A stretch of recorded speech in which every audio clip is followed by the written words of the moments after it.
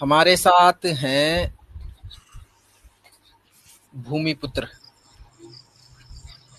Hello जी भाई।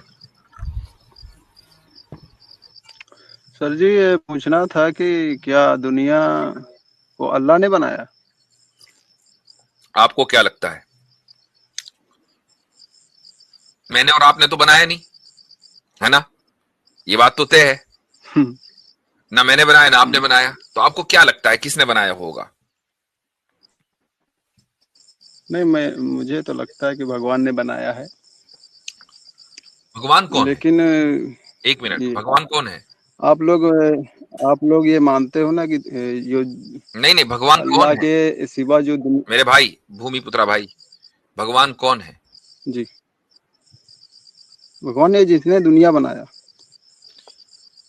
तो ये भी तो क्लेम ही हुआ ना। अगर मैं ये कहूं, आप मुझसे पूछे अल्लाह कौन है, और मैं आपसे कहूं अल्लाह वो जिसने दुनिया बनाई, आप नहीं मानेंगे। आप कहेंगे भाई नहीं ये तो नहीं क्लेम नहीं, हुआ है ना? तो आप भी एक क्लेम ही कर रहे हैं ना, अल- भगवान वो है जिसने दुनिया बनाई। तो मुझे उस भगवान का इंट्रोडक्शन दीजिए, वो कौन है, उसकी क्या क्वालिटीज है, कैसे पहचाने भगवान को हम? सर हम ये कह रहे हैं कि भगवान की बात हम नहीं कह रहे, अल्लाह की बात कर रहे हैं कि अल्लाह ने क्या दुनिया बनाई, ये पूछ रहे हैं। जाहिर सी बात है कि हमारा अकीदा तो यही है ना। तो आपने कहा कि नहीं भगवान ने बनाई है, तो मैं ये जानना चाहूंगा कि भगवान को किस तरह डिफाइन हम। आप मसलन एक ऐसे आदमी के सामने कि जो भगवान को ना मानता हो, आप भगवान का इंट्रोडक्शन दें और उसको साबित करें, तो कैसे करेंगे? आप हमारी बात नहीं समझ, मैं ये कह रहा समझ हूँ गया कि मेरे जो भाई, मैं आपकी बात बिल्कुल पूरा 100% समझ गया हूं। मैं सिर्फ जानना चाह रहा हूं कि भगवान कौन है। भगवान वो है जो जिसने पूरी दुनिया बनाई ये भी क्लेम ही है ना। ये कैसे पता चलेगा कि उसी ने है। दुनिया बनाई है? नहीं, हम ये नहीं पूछे कि भगवान ने दुनिया नहीं बनाई। हम आपसे पूछे क्या अल्लाह ने जो अल्लाह के सिवा जो चीजें दुनिया में हैं अल्लाह के सिवा, हम्म। क्या उन सबको अल्लाह ने बनाया? ये पूछ रहे बिल्कुल हैं। ऐसा ही है, बिल्कुल ऐसा ही अल्लाह है। के अल्लाह के सिवा जो दुनिया में चीजें हैं, अल्लाह के इतर जो अल्लाह से अलग हट के जो चीजें हैं, उन्हें क्या अल्लाह ने बनाया है? बिल्कुल ऐसा ही है, इसमें कोई शक नहीं है। लेकिन मैं आपको बताऊं, देखें, अब मैं आपको एक चीज बताता हूं। देखें देखें, थोड़ी देर के लिए मेरा साथ चलिएगा और इसको गौर से समझिए मैं जो कहने वाला हूं। क्या भगवान जिसको आप भगवान मानते हैं मेरे और आप जैसा जी दिखता होगा? हैं? जिसको आप भगवान मानते हैं, क्या वो मेरे और आप जैसा दिखता होगा? नहीं नहीं नहीं नहीं, ठीक है। वो भगवान के जिसने इस दुनिया को बनाया है, क्या उसके पास जी अनलिमिटेड पावर नहीं होगी? जब तो बनाया ना। जी वो भगवान के जिसने इस दुनिया को बनाया है, क्या उसके पास अनलिमिटेड नॉलेज नहीं होगी? तभी तो इस दुनिया को बनाया। जी अनलिमिटेड नॉलेज, जी जी सही है ना? या कुछ लिमिटेड नॉलेज है? बीएससी वैसी पास है वो? अनलिमिटेड। अनलिमिटेड नॉलेज, ठीक। सर आप हमारी बात समझिए, मैं नहीं, मैं आपकी बात, सुनिए सुनिए अल्लाह की सुनिए बात कर सुनिए, रहा हूँ। एक मिनट, मैं भी उसी की बात कर रहा हूं, सुन लीजिए। मैंने इसीलिए कहा थोड़ा सब्र के साथ मेरे साथ चलेंगे तो कॉन्सेप्ट क्लियर हो जाएगा। मैं जी कॉन्सेप्ट ही क्लियर करने की बात कर रहा हूं, जी आपके ऊपर ऑब्जेक्शन नहीं करना है। वो भगवान के जिसने इस दुनिया को बनाया है, क्या वो मर्सीफुल नहीं होगा? उसके अंदर मर्सी नहीं होगी? या लोगों के ऊपर वो जुल्म कर रहा होगा? वो मैं जालिम जुल्म तो नहीं नहीं होगा? करता। जालिम तो नहीं होगा ना? अच्छा, वो भगवान कि जिसने इस दुनिया को बनाया है, क्या वो ये नहीं चाहेगा कि मेरी और आपकी भलाई हो, मैं और आप भलाई के साथ जिंदगी गुजारें? वो चाहेगा नहीं चाहेगा? जब भी तो मर्सी है, वरना जुल्म हो जाएगा, चाहेगा। है ना? ये सारी की सारी क्वालिटीज उस भगवान की हैं जिसको आप भगवान कह रहे हैं, उस जात की हैं, उस एंटिटी की हैं जी कि जिसको आप भगवान कह रहे हैं, जिसने इस कायनात को बनाया। हम उसको भगवान नहीं कहते, हम जी उसको अल्लाह कह रहे हैं। क्वालिटी सारी उसकी वही है। समझ में आया? यानी कोई ऐसा नहीं नहीं है नहीं नहीं कि सर। क्वालिटीज जितनी भी आपने कहा हाँ ऐसा ही है, वही क्वालिटीज हम खुदा में मानते हैं और हम उसको अल्लाह कहते हैं। सर आप उसको भगवान कह लीजिए, कोई बात नहीं। ईश्वर अल्लाह में अंतर है सर, इसीलिए तो हमने अल्लाह के बारे में पूछा, ईश्वर के बारे ठीक, में थोड़ी आपसे पूछा। तो अगर ईश्वर और अल्लाह में अंतर है तो ये क्लेम हुआ, और इस क्लेम को अब आप साबित करेंगे क्या अंतर है। सर आवाज आपकी थोड़ा कट रही। मैं पूछ रहा हूं कि ईश्वर और अल्लाह में आपने कहा अंतर है, फर्क है, तो उस फर्क को आप साबित करेंगे, चूंकि आपका क्लेम हुआ, वो फर्क बताइए क्या है। तो ईश्वर जो है वो निराकार है। निराकार मतलब? ईश्वर आवाज कट गई आपकी, निराकार को जरा वाज़ेह करें। भूमिपुत्र सिर्फ फिर से ज्वाइन हुए हैं जी। भूमिपुत्र साहब, बात हो गई थी इनसे। जी जी, मेरी आवाज कट रही थी। तो मैं तो सिर्फ हाँ दूसरी स्ट्रीम में आ जाए, चूंकि बात तो हो ही गई थी आपसे। या आप अगर ईश्वर और अल्लाह में फर्क बयान कर दें तो बहुत अच्छी बात है। आप ये कह रहे थे कि ईश्वर निराकार है, हम भी अल्लाह को निराकार ही मानते हैं। जी, वो फर्क तो था, लेकिन मेरा सवाल था अगर अल्लाह ने पूरी दुनिया बनाई तो दुनिया बनाने से पहले अल्लाह कहाँ थे और ईश्वर किधर थे, बताएं। तो वो फर्क तो बात की बात है। चलो ईश्वर किधर थे बता दो। हैं? जिधर ईश्वर थे वहीं अल्लाह। नहीं, ईश्वर अकेला नहीं था ना, अल्लाह अकेला था, आपने कहा है ना। साथ में कौन था ईश्वर के? ईश्वर के साथ कौन था? ईश्वर अनादि है, तो जो प्रकृति है वो भी अनादि, और जो रूह है वो तीनों थे। चले भाई, तौहीद साहब आपका काम बन मुफ्ती साहब एक लफ्ज यूज किया इन्होंने, लफ्ज यूज किया इन्होंने, अनादि। अनादि किसको कहते हैं दोस्त? जिसकी शुरुआत ना हो और ना अंत हो। जी जी जी जी, बहुत सही है। जिसकी शुरुआत ना हो, क्या वो किसी काल खंड में हो सकता है? भूत भविष्य या वर्तमान में आ सकता है? जिसका कोई आरंभ ही ना हो, क्या वो किसी काल खंड में आ सकता है? उसकी शुरुआत ही नहीं हुई सर जी। मेरी बात सुनिए, उसकी शुरुआत ना हो तो क्या वो किसी काल खंड में आएगा? I am asking the question bro, कि क्या वो पास्ट, प्रेजेंट या फ्यूचर में फॉल करेगा? अरे श्रीमान जी, कालखंड हमारे लिए है ना, हम धरती में रहते हैं तो कालखंड हमारे लिए है, ईश्वर के लिए थोड़ी है। दिन रात होता है, रोज सूरज निकलता है, डूबता है, तो वो हमारे लिए हुआ ना। तो यानी आप अपने ईश्वर पर था का इस्तेमाल नहीं करेंगे ना, कि ईश्वर था। ईश्वर है, हमेशा रहता है। था मैंने कब कहा? वर्तमान, हमेशा वो वर्तमान रहता है, उसके लिए भूत भविष्य नहीं होता, वो हमेशा रहता, हमारे लिए होता भूत भविष्य। तो मुफ्ती साहब ने कहा तो जब आपने पूछा ना कि अल्लाह कहाँ था, बनाने से पहले कहाँ था, तो आप भी ईश्वर पर, जिसे हम गॉड अल्लाह कहते हैं, ठीक है, आप उस पर भी था का प्रयोग कर रहे हैं, और उसकी भी कोई बिगिनिंग नहीं है, और वो भी जो है ना कालखंड से परे है। हाँ जी, तो ईश्वर कहाँ था जी, इसका सवाल और उसका जवाब आपने दिया कि नहीं, वो अकेला नहीं था, साथ में कुछ और चीजें भी थी उसके। ठीक है, ईश्वर, जीव और प्रकृति, तीन चीजें। जी, तो जी भाई तौहीद साहब, आपने एक हवाला दिया, ये उसका रेफरेंस सामने है स्क्रीन पर। नासदिया सुक्ता जी। तो इसका मतलब क्या है? Quest about creation. जी बोले नहीं पढ़ा। नहीं पढ़ा जी? नहीं। तो बढ़ के क्यों मारनी है जब कुछ पता ही नहीं है? तो नहीं ठीक है, बताएं इनको पढ़ानी कोई बात नहीं, बताएं क्या लिखा है ऋग्वेद में। नासदिया सूत्र है, ऋग्वेद का सूत्र है, कहते हैं। कौन सा? मैं हिंदी पढ़ रहा हूँ, ऋग्वेद का नहीं, ऋग्वेद का कौन सा मंडल है ये बताइए। नासदीय सूत्र है, 129वां सूत्र। नासदी सूत्र नहीं, मंडल बताइए, अध्याय होते उसमें, ये बताइए ना। 129वां है। सूक्त और मंडल एक ही होते हैं, पता नहीं है? इतना भी नहीं। एक मिनट रुको।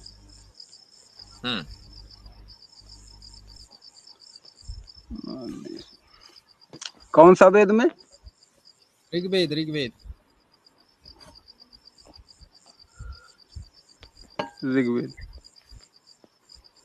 तो यजुर्वेद ये आपके सामने है भाई, खुला हुआ है, यहाँ से स्क्रीन पर है भाई, स्क्रीन पर लगा दिया हमने तो।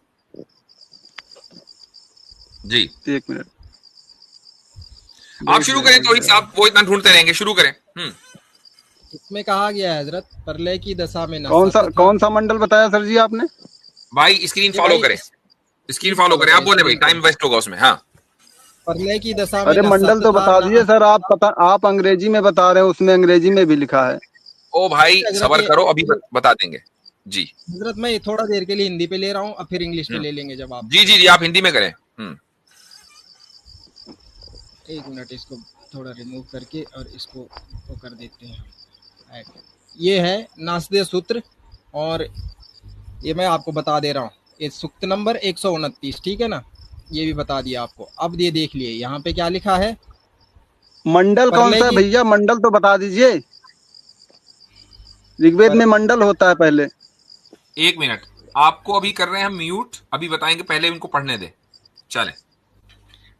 प्रलय की दशा में न सत था न असत था, उस समय न लोक थे न अंतरिक्ष था, ना कोई आवरण था। इसको बहुत गौर से सुनिएगा, ना कोई आवरण था और ना ढकने योग्य पदार्थ था, कहीं भी ना कोई प्राणी था, ना कोई सुख पहुंचाने वाला भोग था, ना उस समय गहन गंभीर जल भी नहीं था। पहली बात तो ये, उस समय ना मृत्यु थी, ना अमृत था, ना रात्रि थी, ना दिन था, ना ज्ञान था। उस समय एकमात्र ब्रह्म ही स्वधा के साथ प्राणिक था, उससे बढ़कर अन्य कुछ भी नहीं था। कुछ भी नहीं था। अब क्या कहेंगे इस पे? जी भाई, अनम्यूट जी। अपने ऋग्वेद में मंडल, सूक्त और मंत्र होते हैं, मंडल बताइए भाई। ऋग्वेद में पहले मंडल होता है, फिर मंडल में सूक्त होते हैं। ऋग्वेद में सूक्त नंबर 129 में जाएं आप। अरे मंडल तो पहले बताएंगे ना, तब तो 10वीं मंडल तो है ना ऋग्वेद में। हाँ 10 मंडल है, कौन सा मंडल? 129। 10, इसमें 10 ही मंडल है। 10 मंडल का कौन सा मंडल है आप? 10वें मंडल 129वें सूक्त में जाएं भाई। 10वें मंडल के 129वें, एक मिनट,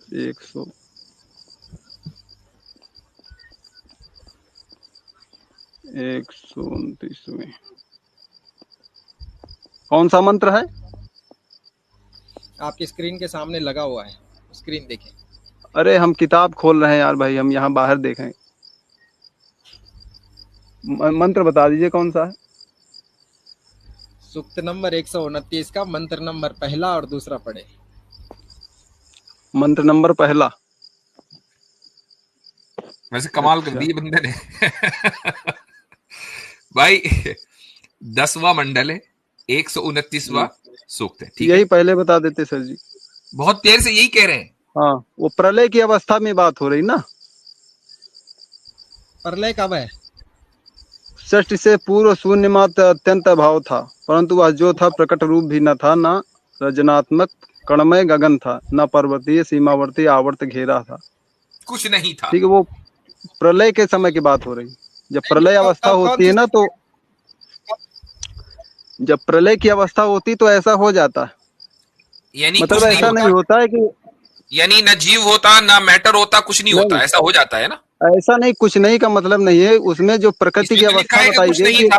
भाई अभी आपने तोही साहब जो लास्ट राइम वो पढ़ा है, यानी जो उसमें लास्ट सेंटेंस है वो क्या है? उससे बढ़कर अन्य कुछ भी नहीं था, यानी कि अन्य कुछ नहीं था, कुछ भी नहीं था।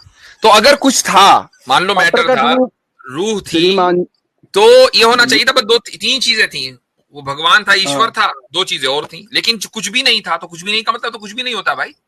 उसमें देखो लिखा है ना, जल जल परमाणु प्रवाह, परमाणु समुद्र भी नहीं था, जल भी नहीं था, लिखा ना। हाँ, तो कुछ भी नहीं था, आगे कह दिया कुछ भी नहीं तो ये था। प्रकट वाली चीज। अरे ये तो चंद चीजें मिसालों के तौर पर जिक्र कर दी, साथ में आगे कह दिया कुछ भी नहीं था। हमारी बात आप सुन ही नहीं रहे हो। सुन ली। ओ भाई, लोग भी नहीं था, लोग भी नहीं था। और मैंने जो कहा था ना कि आप ना कोई आवरण था, आवरण का मतलब तो समझते होंगे ना, मतलब छुपी हुई कोई चीज नहीं थी। ये तदानीम शब्द जो आया है प्रलय की अवस्था में, प्रलय में जो प्रकृति होती है एकदम अंधकारमय होती है। अच्छा, साथ में जो शुरुआत है ना, उसको अंग्रेजी में देखें, मैं अंग्रेजी में पढ़ दूं जिन लोगों के लिए। There was neither existence nor non existence, ना वजूद था ना आदम वजूद था, नीदर मैटर नॉर स्पेस, यानी मैटर जिसको आप लोग कहते हैं ना, क्या कहते हैं उसको, पदार्थ क्या कहते हैं इसको, उसमें हिंदी में प्रकृति, वो भी नहीं था। नीदर मैटर नॉर स्पेस, नहीं प्रकृति की बात नहीं, सृष्टि नहीं थी, प्रकृति होती है, सृष्टि नहीं थी, प्रकृति अंधकार के रूप में हो जाती। उस समय कोई नहीं था, मतलब जैसे कि नहीं था, लिखा है ना ढकने योग्य कोई पदार्थ था। अरे भैया आपके सामने, हाँ, ना ढकने वाला पदार्थ, मतलब उसका ठोस चीज नहीं था जो हम क्यों माने जो इसमें लिखा हुआ है वो सामने, आपकी बात माने कि इसमें जो लिखा हुआ माने? आप कह रहे हैं कि इसका मतलब इसका मतलब ये है, क्यों माने भाई? अरे हम भी तो पढ़ रहे हैं भैया, किताब खोल के आप उसमें देख के बता रहे हैं, अंग्रेजी वाला है ना, सामने स्क्रीनशॉट आपके सामने है। भाष्य किसका है? सीधे ऋग्वेद का है।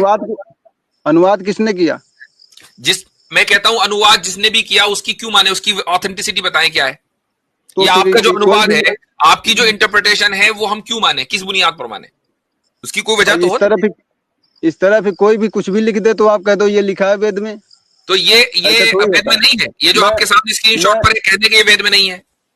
सर मैं कह दूं कि कुरान किसी का बता दूं, आप कह दो कि उनको हम नहीं मानेंगे, इस तरह मैं भी कह सकता हूं। आप बताइए ना कि ये ऋग्वेद में नहीं है। आप कुरान की कोई आयत अगर हमें कोट करेंगे, हम सुबह क़यामत तक नहीं कह सकते कि कुरान में नहीं है, कहेंगे कुरान में है। और अगर उसकी इंटरप्रिटेशन बयान करेंगे तो उसकी इंटरप्रिटेशन की वो क्यों एक्सेप्टेबल है, ये भी वजह बयान करेंगे कि ये इसलिए एक्सेप्टेबल है। आप अगर इसकी इंटरप्रिटेशन दे रहे हैं तो आपको क्यों माने हम? अगर किसी और की दे रहे हैं तो आप बताएं। आप अगर किसी और की इंटरप्रिटेशन बता रहे हैं तो बताएं किसकी है वो। हमारे उसमें अनुवाद में जो बात लिखी उसमें तदानीम शब्द आया प्रलय के लिए। अच्छा, मुफ्ती साहब से पूछा, आदि शंकराचार्य को मानते हैं आप? आदि शंकराचार्य को मानते हैं? सृष्टि से पूर्व जो प्रलय अवस्था है उसमें डॉज न करें क्वेश्चन। अभी क्या सवाल हुआ? मैंने सवाल पूछा, आदि शंकराचार्य को आप मानते हैं? जी मानते हैं।